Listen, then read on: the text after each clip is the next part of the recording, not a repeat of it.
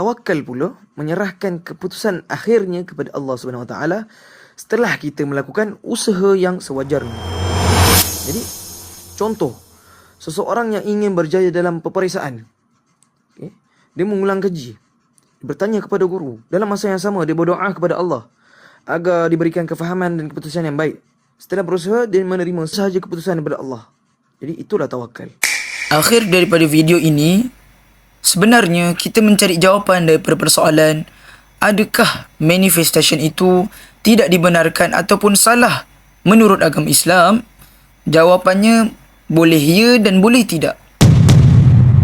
Ianya salah sekiranya kita menjadikan manifestation itu sekadar angan-angan kosong sahaja, tanpa berdoa dan bertawakal.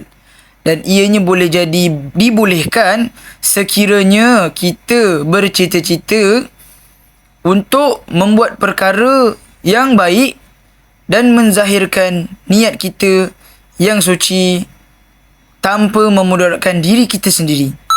Hal ini bertepatan dengan hadis Nabi SAW yang telah diriwayatkan oleh Sayyidina Umar bin Al-Khattab. Rasulullah SAW telah bersabda yang mafhumnya, sesungguhnya setiap amalan itu bermula dengan niat, dan setiap orang dikira berdasarkan apa yang diniatkan.